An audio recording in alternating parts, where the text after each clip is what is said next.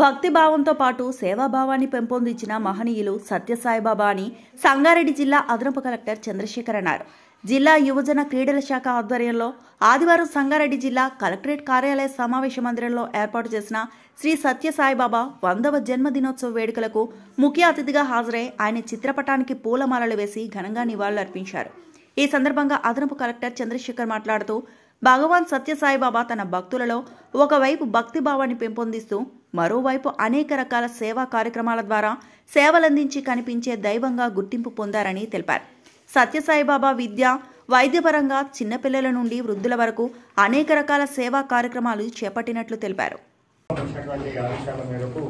ఈరోజు మనము వారి యొక్క జన్మదిన వేడుకలని మనం సంగారెడ్డి జిల్లా హెడ్ క్వార్టర్స్ లో ఘనంగా నిర్వహిస్తున్నాం.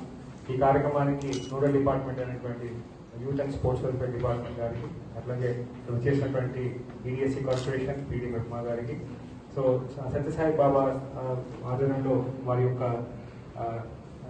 ట్రస్ట్ నుంచి వచ్చినటువంటి రిప్రజెంటేటివ్స్, ఇక్కడ వచ్చినటువంటి మహిళలకి అందరికీ కూడా ప్రింట్ అండ్ మీడియాకి అందరూ కూడా పేరు పేరున నమస్కారాలు తెలియజేసుకుంటూ, సో ఇది మొట్టమొదటిసారి మనము అఫీషియల్ గా మనము భగవాన్ సత్యసాయి బాబా గారి జన్మదిన వేడుకల్ని జరుపుకుంటున్నాము. సో సత్యసాయి బాబా గారు చాలా వారు ఉన్నటువంటి కాలంలో అనేక రకాలైనటువంటి సేవాపరమైనటువంటి కార్యక్రమాలని వాళ్ళు చేయడం జరిగింది. సో స్కూల్స్ హాస్పిటల్స్ నెలకొల్పారు, సేవా సదనాలు నెలకొల్పారు. అన్ని అంటే పిల్లల నుంచి మొదలుకుంటే వృద్ధుల వరకు కూడా, ఈవెన్ వారు ఒకవేళ వాళ్ళకి ఏదైనా డిజీజ్ జబ్బు వచ్చి చనిపోయే స్థితిలో ఉన్నప్పుడు కూడా ప్రైవేటివ్ కేర్ కూడా నెలకొల్పడం జరిగింది.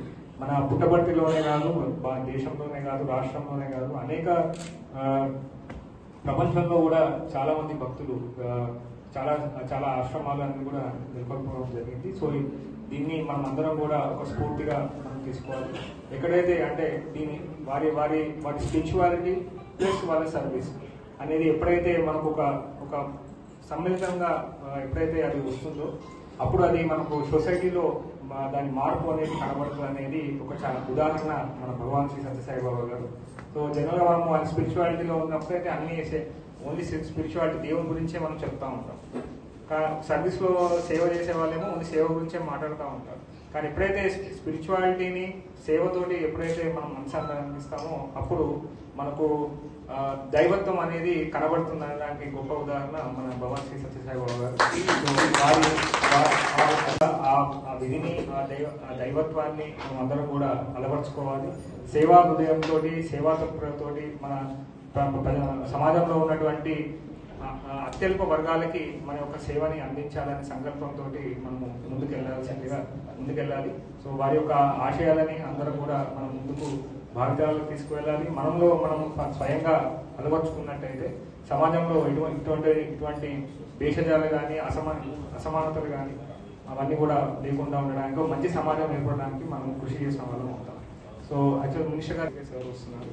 సో కాబట్టి ముందు మాట్లాడాల్సి వచ్చింది. So I request the DYSO గారు ఒకసారి కంటిన్యూ చేయాల్సిందిగా కోరుతున్నాను.